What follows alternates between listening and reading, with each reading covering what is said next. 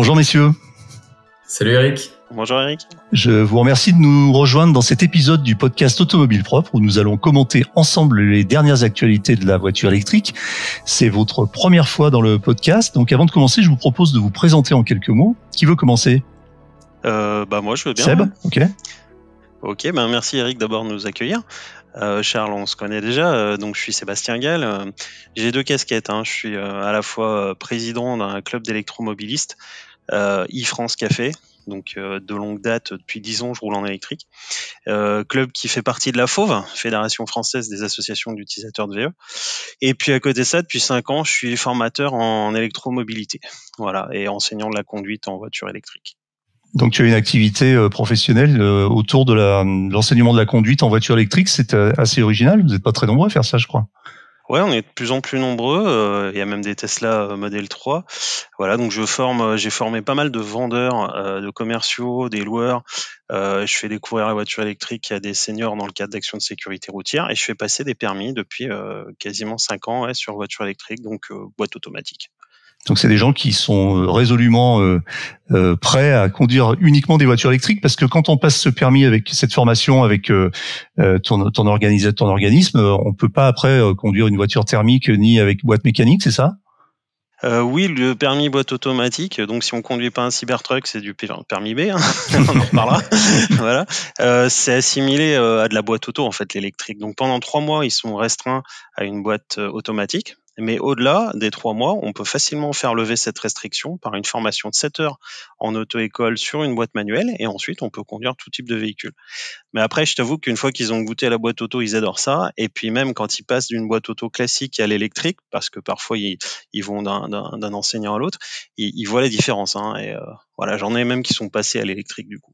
D'accord, donc ils n'ont pas trop envie de revenir, enfin entre guillemets en arrière, même s'ils n'ont jamais vraiment connu. Mais effectivement, quand on a goûté à la boîte entre guillemets automatique ou à la voiture électrique, c'est difficile de revenir au pétrole. Ils sont comme tout le monde, ouais, et c'est ma plus jeune fille qui a 17 ans et demi que je fais conduire en accompagné sur la voiture électrique.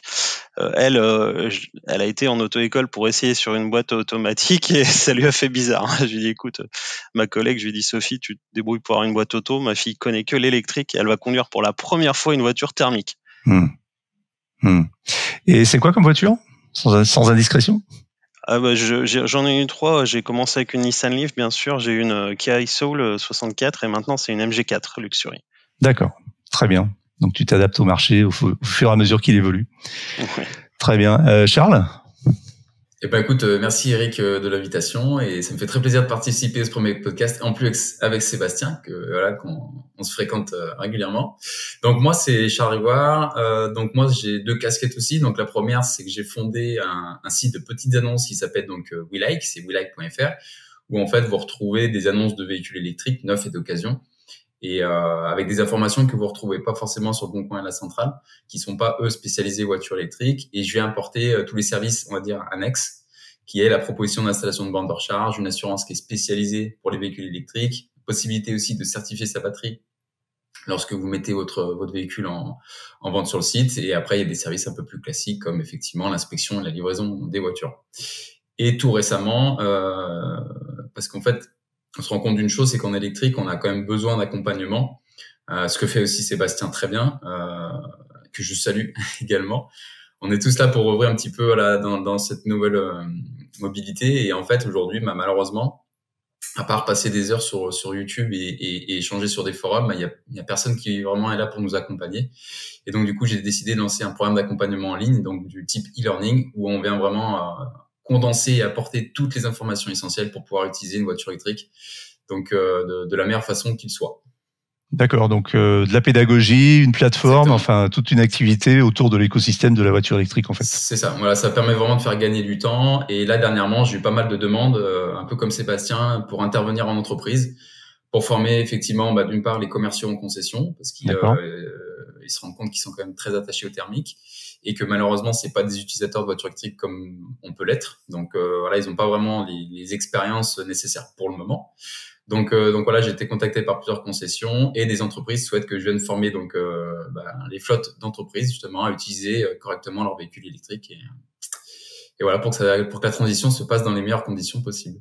Alors Charles, tu sais, si tu suis un peu mes activités sur Automobile Propre, que tu prêches un convaincu parce que je suis vraiment un fervent défenseur de la pédagogie, de la formation et de l'acculturation à la voiture électrique, parce que je pense qu'il y a beaucoup à faire.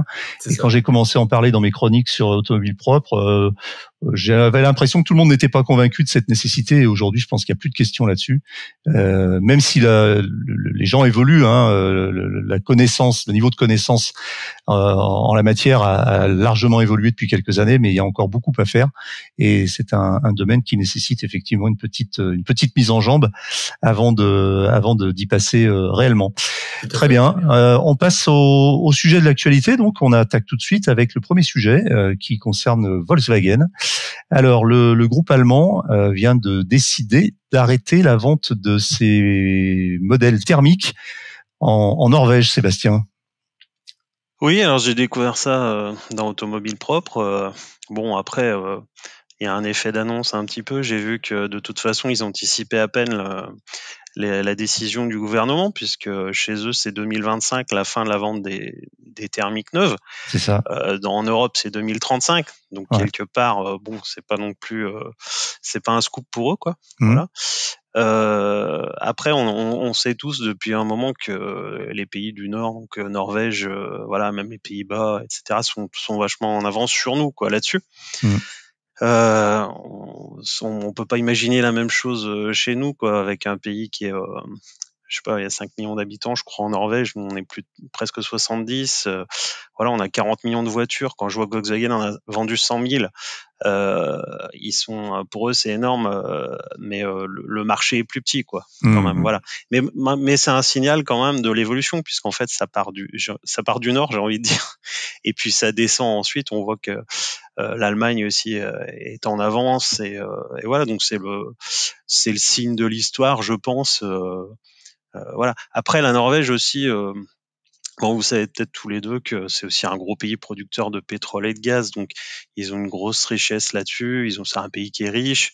Voilà, donc c'est un petit peu paradoxal, mais quelque part ils sont aussi gros émetteurs à effet de serre en vendant autant de gaz et de pétrole, quoi. Mais bon, voilà, c'est ce qui leur permet quelque part d'avoir la richesse qui permet ensuite de subventionner des véhicules électriques, quoi. Voilà. Alors c'est vrai que c'est vraiment c'est un cas qui est intéressant. Pardon, on le cite souvent en exemple, mais c'est vrai que la Norvège reste quand même un cas atypique, comme tu le dis, c'est une petite population. Alors sur les chiffres, c'est assez impressionnant, hein, puisque le taux de pénétration en voiture électrique est le plus fort au monde, en Europe bien sûr, mais même au monde évidemment. Sur le troisième trimestre 2023, 84,3% des ventes de voitures neuves étaient électriques. Et je dis bien 100% électriques. Hein. Ça ne tient pas compte des hybrides. Si on tient compte des hybrides, on est à 91%. C'est-à-dire pratiquement plus de 9 voitures sur 10 vendues en Norvège en ce moment sont des électriques ou des hybrides, avec une très très forte prédominance du 100% électrique. Et comme tu le disais aussi, fin des ventes des véhicules thermiques en 2025, donc 10 ans avant l'Union européenne. Cela dit, c'est vrai, comme tu le disais aussi, on y voit vraiment le signe du début d'un basculement. Ça commence par la Norvège et puis ça va probablement continuer. Alors Charles, toi tu connais un petit peu la Norvège parce que tu viens d'aller y faire un tour. Oui, j'ai fait un petit tour il y a pas très longtemps avec Alex et JC, justement de la chaîne EV, où effectivement on a traversé l'Europe, donc du sud du Portugal jusqu'au Cap Nord en Norvège. Donc on a fait 5665 km à bord d'une Hyundai Ioniq 6.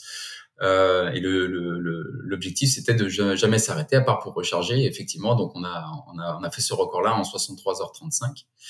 Et effectivement, nous on a vraiment été frappés en fait. Donc en montant à l'aller, parce qu'après on a redescendu sur Oslo, mais à l'aller on est vraiment donc on a traversé le Danemark de nuit et le matin on est arrivé donc en Suède et après on a passé à proximité de Stockholm et là mais on a vu un défilement de voitures électriques, d'Apolestar 2, ID4, ID3, ID5, on en a vu à l'appel. C'était vraiment, on s'est dit en fait, ouais, là, ce qui est marrant, c'est que la situation est vraiment inversée par rapport à la France, où là, clairement, en fait, c'est si on roule en voiture thermique, on est un peu, on va dire, un peu pointé du doigt. Donc c'est vrai que c'était assez marrant et effectivement sur la redescente en Norvège, alors moins dans les parties nord parce que c'est quand même des grandes distances, c'est vraiment très, très rural, hein. Mais vraiment dans les parties sud, pareil, Oslo, c'est un peu, vous aviez fait aussi, je crois, de mémoire, une vidéo sur Oslo, c'est vraiment la capitale de la voiture électrique. Il y a des bornes de partout, il y a le stationnement, il est gratuit, les personnes peuvent rouler sur les lignes de bus. À l'époque, la TVA était supprimée sur les voitures électriques, donc il y avait vraiment, en fait, tout a été mis en œuvre pour vraiment que les gens passent à la voiture électrique. Et c'est vrai que sur Oslo, en fait, tout le monde roule en électrique, tout le monde est content de rouler en électrique. Après, effectivement, on va dire le salaire moyen est quand même assez élevé, hein. Mais c'est vrai que c'était impressionnant, et quel confort dans la ville. Que ça soit Oslo, on se balade tranquillement et pas aucun bruit de moteur ou de scooter, ce genre de choses. C'est vrai que ça, c'est vraiment très plaisant. C'est vrai que c'est frappant quand on marche dans le centre-ville d'Oslo, et ça a fortement évolué depuis quelques années. C'est assez frappant. Vraiment, quand on est dans le centre-ville, c'est très silencieux. On a l'impression qu'on est partout dans des zones piétonnes. Ah ouais, c'est très bien, alors qu'en fait, il y a effectivement beaucoup de zones piétonnes, mais il y a aussi des grands axes, et on entend très peu le bruit de la circulation automobile. Et c'est vrai que c'est une bonne chose que, alors effectivement, comme l'a dit Sébastien, c'est que leur restriction, c'est 2025, plus de vente de voitures neuves thermiques. Mais effectivement, Volkswagen, de toute façon, je pense qu'il a bien vu qu'aujourd'hui, il écoulait pas assez de thermiques. C'est pas la cible du pays. Effectivement, ça leur fait en même temps un petit coup de com', en disant, voilà, on a été les premiers à stopper. Ouais, c'est un paradoxe d'ailleurs Volkswagen, parce qu'on en parle assez souvent ces derniers temps sur Automobile Propre. D'un côté, les ventes évoluent d'une façon qui semble assez positive, hein. Je crois que c'est plus de 45% de progression d'une année sur l'autre sur la vente des voitures électriques de Volkswagen dans le monde d'une façon générale. Mais après, si on regarde par pays, je sais qu'ils progressent très peu en Chine, et puis la vente des électriques représente encore finalement une petite partie de leur vente globale, puisque je crois que c'est aux alentours de 7% sur 2023, ce qui fait que en fait c'est un peu le verre à moitié plein et le verre à moitié vide. Volkswagen veut booster ses ventes, mais a encore besoin du thermique pour continuer à vivre et à survivre. Deuxième sujet, on va parler de Tesla qui change un petit peu notre façon de voyager. Alors, ça boucle un petit peu avec ce qu'on vient de dire, Charles, toi qui viens de faire un grand road trip. Oui. Et là, on va parler un petit peu du planificateur Tesla. Alors, on connaît l'efficacité du planificateur Tesla qui est reconnu comme l'un des meilleurs. C'est-à-dire, c'est en fait ce programme et cet algorithme qui permet d'identifier les points de recharge de façon à vous y amener de façon presque automatisée en fonction de plusieurs critères comme le niveau de charge de votre voiture. Et puis Tesla vient de mettre en place une innovation qui consiste à aider les voyageurs, qui va permettre, lorsqu'on choisit une borne sur le planificateur, d'avoir une indication sur sa disponibilité à l'arrivée. Alors attention, ça existe déjà, mais aujourd'hui ça vous donne en fait simplement une photographie des bornes disponibles au moment où vous consultez sur le planificateur. Là, ce qui va changer, c'est que vous allez avoir le taux d'occupation d'un superchargeur, c'est-à-dire d'une station de recharge, le taux d'occupation potentiel à l'heure d'arrivée en fonction des trajets planifiés. Alors vous avez beaucoup travaillé vous avez beaucoup utilisé le planificateur sur votre road trip de 5000 et quelques kilomètres, Charles? Alors, je t'avoue qu'on a vraiment tout planifié avec ChargeMap et ABRP dans un premier temps, parce qu'effectivement, chez Hyundai, l'infodivertissement et le planificateur, c'est un petit peu plus compliqué, et quand il faut planifier un trajet de pratiquement 6000 km, l'infodivertissement avait du mal à répondre. Mais effectivement, du moment où on arrivait dans les pays où les températures descendaient, et là le planificateur était utilisé obligatoirement, parce que ça activait automatiquement le préconditionnement de la batterie pour qu'on puisse prendre les bonnes puissances de recharge lors de nos arrêts. Mais effectivement, aujourd'hui, on le voit, hein, c'est vraiment aujourd'hui Tesla les leaders sur le marché de la planification. Et là, je trouve que c'est bien parce qu'ils vont encore plus loin dans l'expérience utilisateur. Et c'est vraiment ça aujourd'hui qui caractérise un petit peu Tesla. Alors, pas l'expérience utilisateur à la livraison du véhicule, mais plutôt à l'utilisation. Donc effectivement, de ce que j'en ai vu, c'est qu'en fait, ça va plus loin de dire j'arrive à telle station, il y en a tant dispo sur temps. C'est que là, en fait, ils vont vraiment prendre en temps réel les personnes qui ont rentré la même destination que vous. Et en fait, ça va définir un peu des horaires d'arrivée, et en fonction de toutes ces datas-là, ça va dire si oui ou non il y aura de l'attente et aux arrêts au superchargeur. Donc je trouve que c'est quand même une bonne chose. Pour l'instant, je trouve qu'on n'est pas trop assujettis à ce genre de choses, parce que des superchargeurs, il y en a quand même beaucoup. Il y a beaucoup de stèles. Le marché, il est encore en pleine évolution. À part pour effectivement les trajets de grandes vacances ou pendant la fin de l'année, je pense que ça peut être utile. Mais pour l'instant, on n'a pas, on va dire au quotidien, je pense qu'on est plutôt tranquille, que ça soit chez Tesla ou d'autres. Mais effectivement, je pense que c'est une très bonne chose. Et ça me fait penser un petit peu, parce que quand j'étais sur Oslo, justement, j'ai testé donc une NIO ET5 avec le swap de batterie. Donc le fait d'arriver dans une station, d'enlever la batterie, d'en remettre une nouvelle. En gros, recharger à 90%. Et ben en fait, c'était un petit peu le même principe. C'est-à-dire que sur le planificateur, on rentrait, on choisissait sa swap station. D'accord. Ça nous mettait provisoirement dans une liste d'attente. Donc, ça nous disait si y a des véhicules sur place ou non, et le nombre de batteries sur place et à quelle disponibilité de recharge. Et en fait, du moment où on arrive dans un certain périmètre, de mémoire, je crois que c'est 200 mètres. Quand on arrive dans 200 mètres, en fait, la swap station nous dit OK, vous rentrez dans le périmètre. Et là, ça nous balance automatiquement, donc soit en liste d'attente s'il y a du monde. Donc là, ça valide en fait la position avec un temps d'attente indiqué, ou alors en fait ça ouvre tout simplement les portes de la swap station et après il y a plus qu'à venir faire son swap tout simplement. Donc je trouve que c'est Tesla NIO, ils sont vraiment dans l'expérience utilisateur et c'est ce qui fera aujourd'hui vraiment la réussite de ces marques. C'est vraiment l'expérience, la simplification au maximum. Où comme tu le disais tout à l'heure, Eric, sur Tesla, tu rentres tes destinations dans le planificateur et en gros ça t'emmène tout seul. Faut quand même conduire, mais t'as juste à suivre le GPS et t'arrives, tu te branches, il y a aucun souci. Donc là, je pense que c'est vraiment une très bonne chose. Et par contre, j'ai vu que ça ne sera pas le cas, par contre, pour les véhicules qui sont pas des Tesla, pour les non Tesla. Les datas seront seulement remontées chez Tesla. Sébastien, il y a un planificateur dans la MG4 ?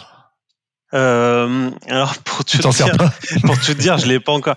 Non, mais faut vous rendre compte d'un truc, c'est que ça fait 10 ans que je conduis.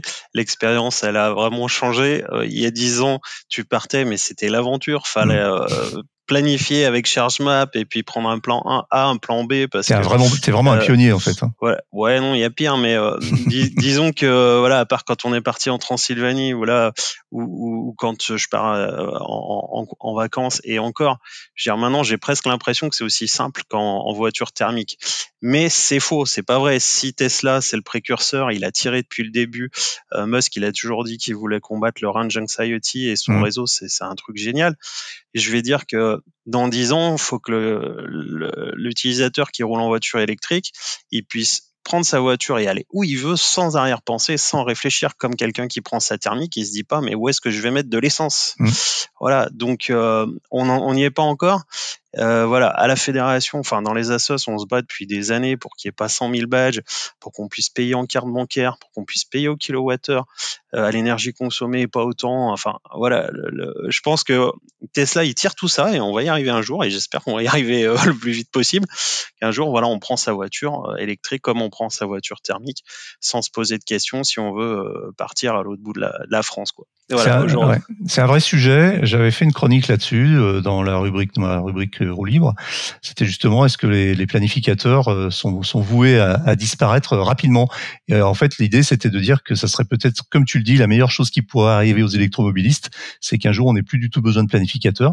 Et aujourd'hui, effectivement, ils sont en voie de sophistication et d'extension, puisque de nombreuses voitures maintenant intègrent un planificateur. Certaines ne l'ont pas encore et proposent une application sur le téléphone qu'on va mettre sur le tableau de bord, etc. Donc, et puis après, il y a les planificateurs effectivement extérieurs comme ChargeMap et ABRP, les plus connus, il y en a d'autres. Mais peut-être que finalement, aujourd'hui, c'est un mal nécessaire qui disparaîtra au fur et à mesure de l'extension des réseaux.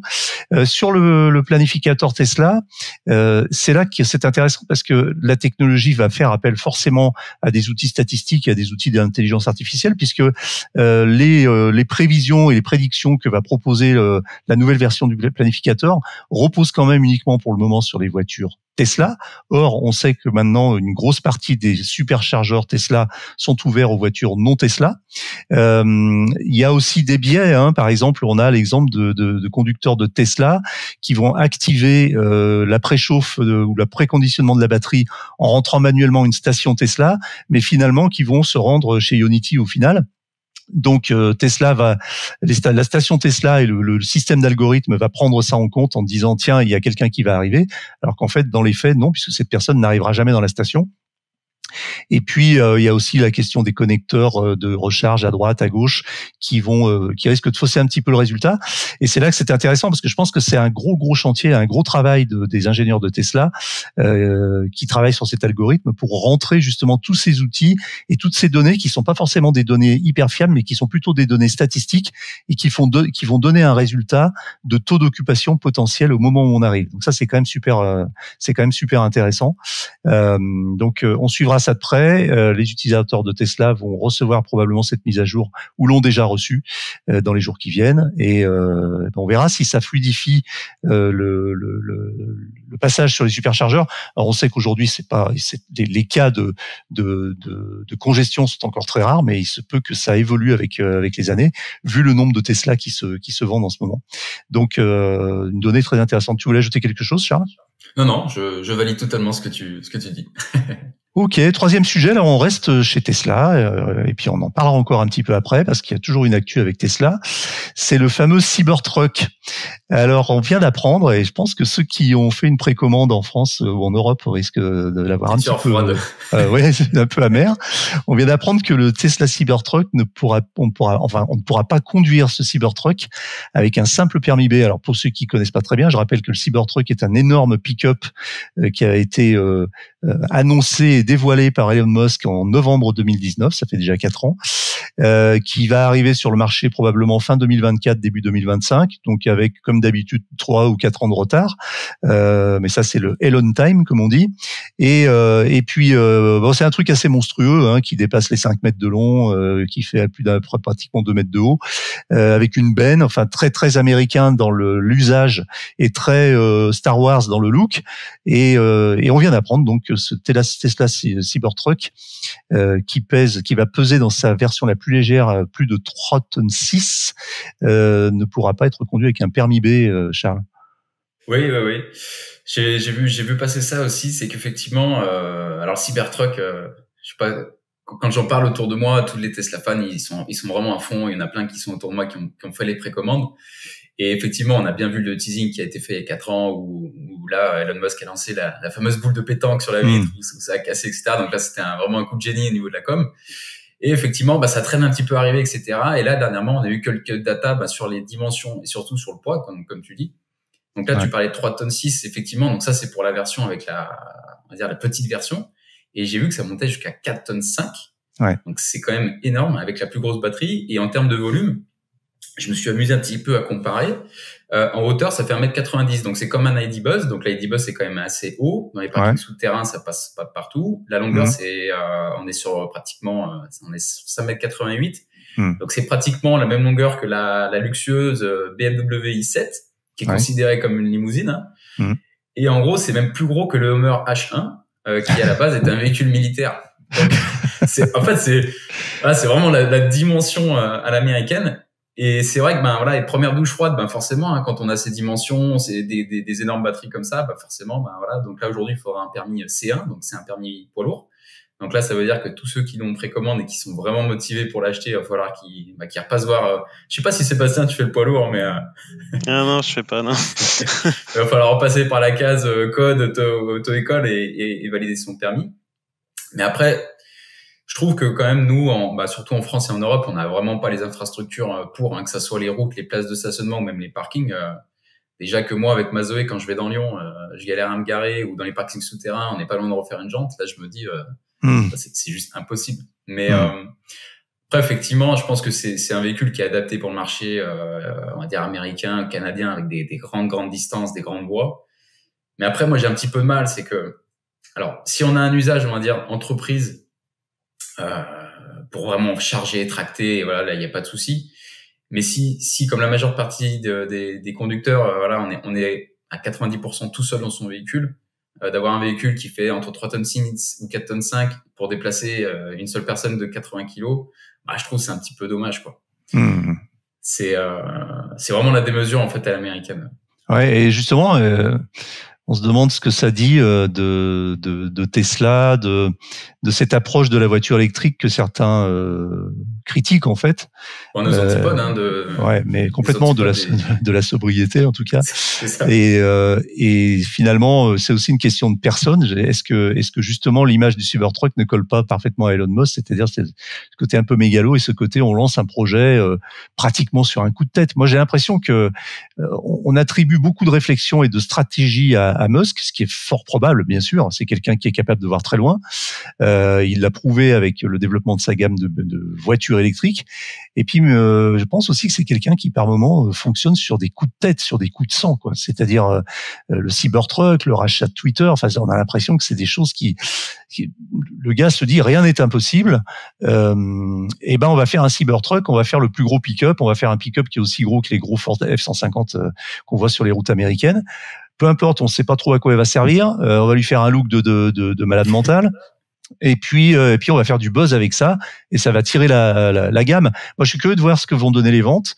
Alors, un lecteur d'Automobile Propre qui connaît bien le sujet nous dit que éventuellement le Cybertruck pourrait être bénéficier d'une dérogation ou d'une dérogation française sur le PTAC des véhicules électriques ou hybrides qui permettrait d'exonérer le véhicule du poids de la batterie dans la limite d'une tonne. Donc, selon lui, il est probable que le Cybertruck puisse entrer dans cette exception, ce qui permettrait de le vendre à un public plus large en France, en Europe en tout cas.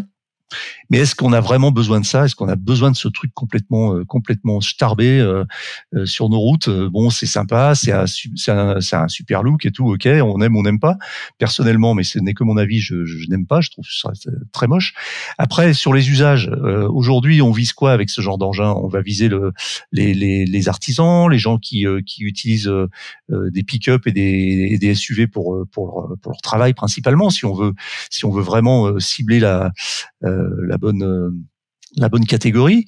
Mais moi, en France, je vois très très peu d'artisans avec des pick-up. En fait, je vois surtout des gens qui ont des camionnettes.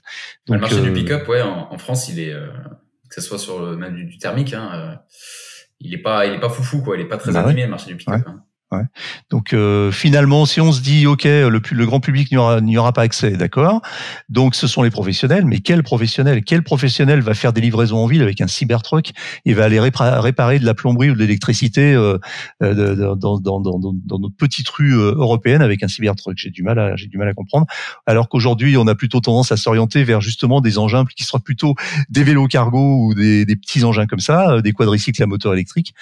Enfin bon, c'est très étrange. Il y a peut-être une utilité que j'ai identifiée. Bon, après, je vais peut-être me faire huer dans les commentaires ou pas, mais au final, en fait, avec ce volume-là et ces capacités, est-ce qu'en fait, on pourrait pas s'en servir de minibus? Un minibus, c'est entre 7 et 9 places en plus du conducteur. Je pense que là, il y aura pour faire des grandes distances ou des espèces de navettes. Là, ouais. On pourrait peut-être avoir un intérêt, mais il y a encore la problématique du poids qui est très lourd. Mais voilà. Encore faudrait-il qu'il puisse sortir une version minivan, ce qui supposerait des aménagements quand même énormes par rapport à la version originale, notamment entre autres le seuil d'accès, etc., etc. Donc parce que c'est un engin qui est très haut sur pattes en plus, donc ça paraît quand même bon. Alors en tout cas, on a bien vu que Musk n'était pas très très serein avec le lancement de ce Cybertruck. Hein. Il a même dit, je crois, alors, selon des termes qui ont été rapportés, qu'avec ce Cybertruck, Tesla était en train de creuser sa tombe ou quelque chose de similaire. Hein, j'ai pas les termes sous les yeux. Il mettrait au moins 18 mois pour que ça devienne rentable. Ouais. Ah, c'est ça. Donc encore 18 mois, ça me paraît pas énorme vu l'engin. Après, effectivement, je crois on a dépassé le million de précommandes. Alors c'est des précommandes qui n'engagent pas vraiment puisque je crois qu'il suffisait de verser un acompte d'une centaine d'euros et remboursable à tout moment. Donc, mais effectivement, ça a créé un engouement. Mais on va voir au final quelle sera la réalité des ventes par rapport à tout ce buzz qui est fait autour de ce drôle d'engin depuis 4 ans. Alors on va rester chez Tesla et là on va partir à l'extrême inverse. On parle de la petite Tesla. Alors on appelle ça jusqu'à présent la Tesla Model 2. Et là pour le coup Musk revient un petit peu dans les clous et dit qu'elle sera cool, belle, mais aussi pragmatique. C'est-à-dire qu'après les sueurs froides du Cybertruck, j'ai l'impression que Elon Musk a besoin de se rassurer et de rassurer aussi ses investisseurs et ses actionnaires en annonçant, sans vraiment l'annoncer, une petite voiture aux alentours de 25 000 euros, Sébastien. Oui, alors moi perso, je pense que ça va faire un malheur cette voiture, et je pense pas qu'elle s'appellera modèle 2 ou modèle C. Enfin, je crois que modèle 2 ça irrite pas mal les oreilles de tout le monde. Il paraît, c'est vrai. Pourquoi pas modèle A, voilà, ben, il a fait des jeux de mots avec S, X, Y, enfin un sexy car avec la 3, etc. Donc ça ferait, il y a le Cybertruck, c'est le C, donc ça pourrait, le semi c'est le S, enfin bon, ça pourrait être le modèle A, peu importe. Mais là, je pense que il est à rebours de ce qu'il fait d'habitude, où il annonce une voiture, il prend des précommandes, il fait super à l'avance, et là, tu as l'impression que c'est le contraire. Il garde le truc sous le coude, parce que je pense que quand son usine, elle va être prête, et quand il va les sortir, il va en sortir des millions et il va inonder le marché. Donc là, il faudra qu'il soit vraiment prêt à la distribuer. Et je pense que ça va faire très mal. Alors heureusement qu'on a Citroën avec une petite IC3, on a Volkswagen qui va sortir une ID2, mais ça va être un modèle vraiment universel, quoi. Ça va être la Volkswagen entre guillemets, quoi. Et voilà. Je pense là que ça va faire mal. Enfin moi perso, ça va être la Volkswagen. Voilà. Je suis pas passé à la Tesla, que je trouve excellente. Hein. Perso, on me donnerait un modèle Y, je le prendrais, mais qui est un peu trop grosse pour mon usage, etc. Là, je vois bien une mini modèle Y avec la Gigapress qui te fait qui te moule une pièce en une fois, la cellule de survie de la voiture, on va dire, et puis tout le reste qui est les zones de déformation des voitures, tout ce qui tape d'habitude, avec des pièces, je sais pas, en composite, enfin des trucs, des plastiques particuliers, je sais pas comment on appelle ça, mais qui soient faciles à faire, à mouler, à personnaliser aussi, parce qu'à mon avis, elle sera entre guillemets banale pour être universelle, mais elle sera personnalisable, je pense. Et puis elle servira à tout un tas d'usages. Ce sera peut-être sa future voiture autonome, taxi. Enfin, voilà. Et tu le disais tout à l'heure, c'est un fou réfléchi. Enfin, je vais me faire tuer par les Teslaïstes là si je dis ça. Non, tu peux y aller. Il y a zéro censure ici. On dit ce qu'on a envie de dire. Non, mais voilà, on connaît maintenant le personnage de Musk. Il fait pas les choses par hasard, quoi. Donc voilà, je mets ma main au feu que on va savoir, peut-être pour remplacer la Soul que ma femme utilise maintenant là, qui a 130 000 bornes. Pourquoi pas une petite modèle compact? On va l'appeler modèle compact. Alors il y a encore débat sur justement sur la taille de la voiture. Est-ce que ça sera plutôt une voiture qui se rapprocherait d'une taille des premiers segments qu'on connaît chez nous en Europe, c'est les segments A et B, c'est-à-dire je sais pas, pour l'équivalent d'une Clio ou d'une Polo ou même de la nouvelle Citroën IC3, ou est-ce qu'on serait plutôt sur un segment C de type Volkswagen ID3 ou une voiture de ce Golf, si on veut parler des voitures thermiques. À votre avis, parce qu'on n'en sait rien en fait. Ouais, moi je verrais bien, comme tu dis, segment C, ID3, Mégane, tout ça, quoi. D'accord. Pas une citadine vraiment, mais je verrais bien ça pour descendre juste d'un cran avec la modèle 3, et puis peut-être qu'il se laissera encore la place pour vraiment une petite urbaine plus tard, quoi. Charles, ça t'inspire cette voiture? Ouais, franchement, on dirait qu'elle arriverait à point nommé, parce que en fait, on dit aujourd'hui les voitures électriques c'est cher. Alors quand on compare vraiment performance, caractéristiques, quand on compare avec le thermique, l'écart il se réduit de plus en plus. Mais en fait, c'est surtout qu'aujourd'hui, pour accéder à l'électrique neuf, effectivement, ça commence autour de 37-38 000 euros. Mais il y a personne qui couvrait le. Alors il y a justement MG, avec la MG4 qui commençait à couvrir aux alentours de 26, en dessous des 30 000, on va dire. Et là, si on arrive effectivement, donc l'IC3 est sorti, donc là avec le bonus, je crois qu'on la touche à moins de 20 000 euros. Ouais. Si effectivement la Tesla modèle, comment tu l'as appelé, Seb, déjà? Oh, modèle compact, j'ai dit pour pas mouiller, compact, mais modèle A peut-être. Sur ce marché-là, aujourd'hui, il y a très peu de véhicules. Alors effectivement, il y a l'ID2 qui va arriver, il y a le Renault R5 aussi qui devrait normalement arriver sur ce marché-là. Donc je sais pas en termes de volume si on va être sur du segment C comme une Golf ou une ID3. Mais en tout cas, si on est sur un segment C et qui sort au même prix que les véhicules sur un segment A ou B, là, ça peut être vraiment, vraiment intéressant. Et de toute façon, on connaît sa force de frappe, la force de frappe à la Tesla. Et comme tu disais, la Gigapress qui sort, ça va permettre de sortir. De toute façon, je crois que son objectif, c'est vraiment de sortir un nombre de véhicules en le moins de temps possible. Donc je pense que ça va vraiment, vraiment faire mal, et je pense que l'huile tarif, ça lui fait pas peur, même si vu qu'elle sera fabriquée à Mexico, je pense pas qu'on aura le bonus éco dessus, mais je pense qu'effectivement ça va vraiment faire très mal. Et ça m'étonnerait pas qu'il soit sur le segment C au prix du segment A ou B, quoi. C'est-à-dire une voiture un peu comme il l'a fait avec la Model 3, qui est une voiture qui, si on prend en compte ses performances, sa puissance et le niveau d'équipement de base, puisqu'il n'y a pratiquement pas d'options, équivaut à une voiture du même segment qui va coûter 20-30 000 euros plus cher, voire le double.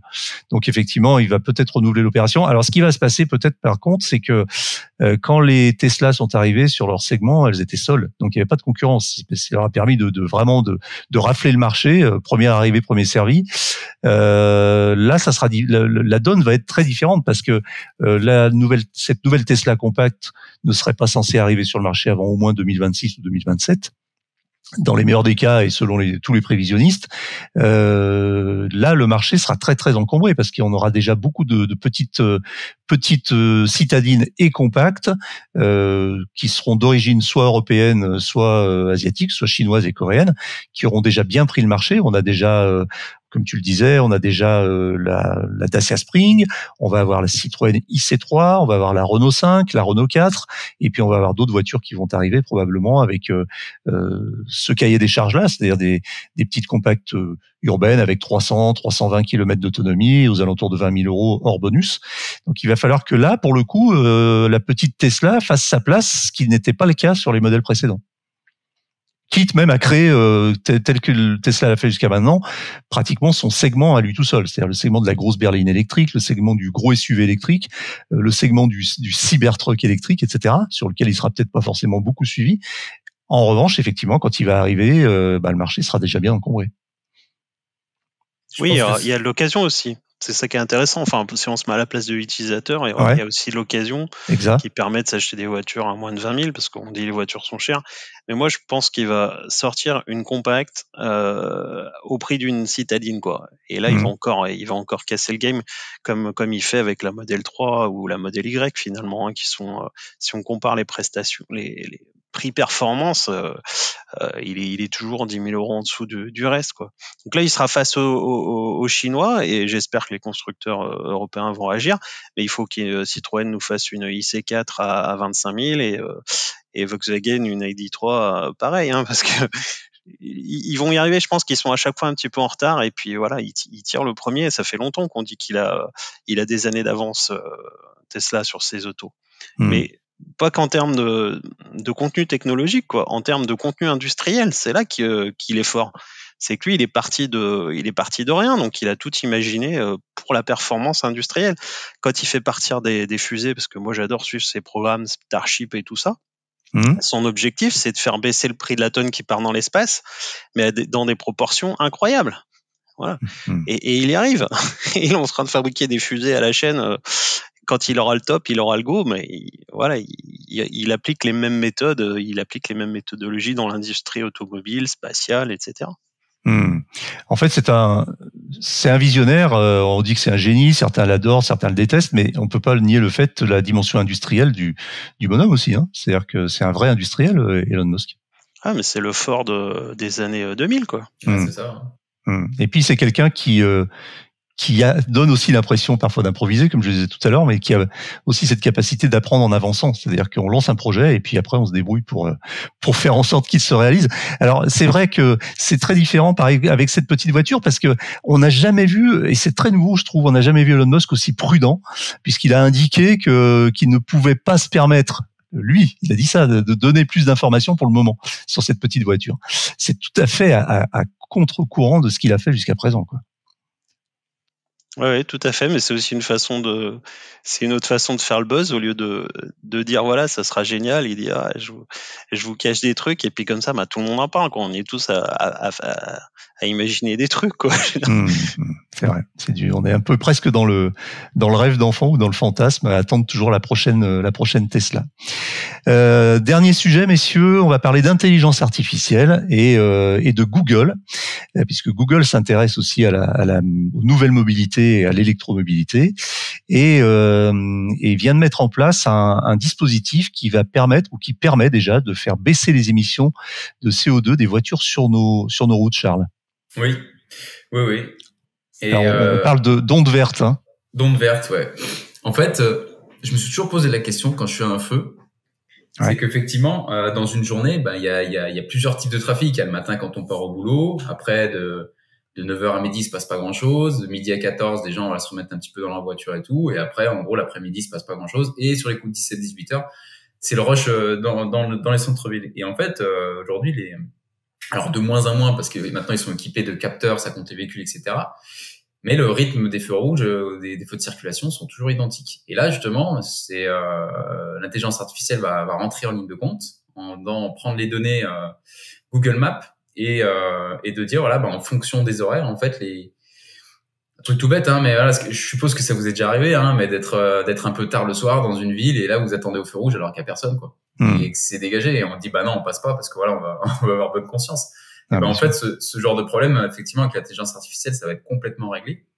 Et comme tu le dis, hein, c'est aujourd'hui, ça permet de réduire les arrêts de 30% et de baisser 10% l'émission de CO2, donc aux intersections. Et c'est quand même énorme parce que là, en plus, ça demande aujourd'hui, de ce que j'en ai vu, hein, ça demande aucune mise à jour sur le système existant. C'est-à-dire qu'ils vont vraiment se baser en fait sur ce qu'il y a. Il y a pas de mise à jour à faire. Hein. Et c'est vraiment en fait de prendre le lead là-dessus et de fluidifier au maximum le trafic selon le trafic actuel, quoi. Ouais, alors en fait, ce qui est intéressant, effectivement, c'est qu'il n'y a pas de mise à jour, ni de dispositif, ni de matériel hardware à installer. En fait, le dispositif, pour comprendre comment ça fonctionne, donc ça s'appelle Greenlight, hein, de Google. Ça a été mis en place dans 12 villes dans le monde. Et en fait, il n'y a pas les modifications. En fait, Google apporte les datas de son algo, et ce sont des modifications qui sont ensuite appliquées par les ingénieurs locaux. Donc en fait, Google est simplement fournisseur de données, et ensuite Greenlight est capable de créer des vagues de feu vert, donc cette fameuse onde verte qui peut fluidifier le trafic et donc permettre de réduire les émissions de CO2. Donc là, il n'y a pas de surveillance en direct, mais la technologie de Google, du coup, ne nécessite aucune mise à jour des infrastructures existantes. Donc c'est ça qui est assez malin. Il y a quand même une passerelle, une intervention humaine entre la data fournie par Google et l'interaction sur les systèmes de signalisation. Seb, ça t'inspire ce genre de choses? Oui, alors ça existait déjà, hein, les ondes vertes, bien sûr, hein. Les boucles magnétiques qui te détectent au feu. Charles, si tu fais de la moto, t'as sûrement vécu ce grand moment de solitude où elle te détecte pas et tu dis rien de mec en voiture pourvu qu'il arrive. Après, ce qui est intéressant avec la data aujourd'hui, et puis c'est le fait que peut-être ça puisse devenir en temps réel, quoi. C'est-à-dire que on peut même imaginer que quand il y a un véhicule de secours, il soit repéré, que les feux passent tous au vert pour lui. Ça se fait aussi pour les véhicules de transport en commun, mais du coup c'est passif. Hein, le véhicule arrive, le feu le détecte, ça passe au vert et tout ça, mais du coup ça permet d'anticiper quoi toute cette data. Après toute cette data, ça demande énormément d'énergie à traiter, des serveurs et tout ça. Donc j'ai envie de dire quelque part c'est émetteur de gaz à effet de serre, donc il faut que derrière on récupère toute cette énergie qu'on investit en CO2 économisé sur les transports, quoi. Alors il faut savoir, pour préciser, donc on a parlé de 12 villes dans lesquelles le dispositif était installé ou en expérimentation. Alors il y a plusieurs villes dans le monde, Seattle aux US, Rio de Janeiro, et puis on a quand même 3 villes en Europe qui sont concernées. Il s'agit de Manchester, Hambourg et Budapest. J'ai un petit doute sur Manchester. Est-ce que c'est le Manchester du Royaume-Uni ou le Manchester américain? Parce qu'il y a aussi un Manchester aux US, mais je crois bien que c'est au Royaume-Uni. Donc sinon, Hambourg et Budapest. Et puis après, on a Haïfa, Abu Dhabi, Bangalore, Hyderabad, Kolkata, Denpasar et Jakarta. Donc pas mal développé au Pakistan apparemment et en Indonésie. Alors rappelons quand même que Google propose déjà un système qui permet un petit peu d'optimiser ses trajets dans Google Maps, puisque avec les écoroutes, Google Maps propose déjà l'itinéraire le plus économe en carburant depuis un peu plus d'1 an dans plusieurs régions du monde, notamment en Europe. Donc quand on choisit un trajet et quand on planifie un trajet dans Google Maps, on peut choisir d'utiliser la route la plus économe ou en tout cas la moins émettrice en CO2. Donc voilà, Google met son intelligence au service de l'électromobilité. Et c'est super intéressant. Et puis on va voir un peu comment ces systèmes s'étendent. Je sais qu'Audi aussi travaille sur la gestion intelligente des feux de signalisation dans certains de ces modèles de voitures. Pour revenir à Tesla, on a aussi chez Tesla l'indication des feux rouges et des feux verts avec une petite sonnerie qui vous prévient et qui affiche les feux sur l'écran de la voiture. Pour l'instant, Tesla ne semble pas être allé plus loin, mais on connaît la marque et on sait qu'avec la quantité de data qu'elle recueille quotidiennement, il y aurait certainement moyen de proposer un système comme ça qui serait pour peut-être un système un petit peu similaire à celui des planificateurs, mais par exemple pour les feux rouges, qui sait. Voilà pour ce tour d'horizon de l'actualité de la semaine. Merci messieurs pour votre participation. Merci Charles, merci Sébastien. Merci. Et puis à très vite pour un nouveau point de l'actualité qu'on fera ensemble régulièrement. Avec plaisir. Merci Eric. Merci Eric. Au revoir merci. Charles. Au revoir Eric. Salut, à bientôt. Salut.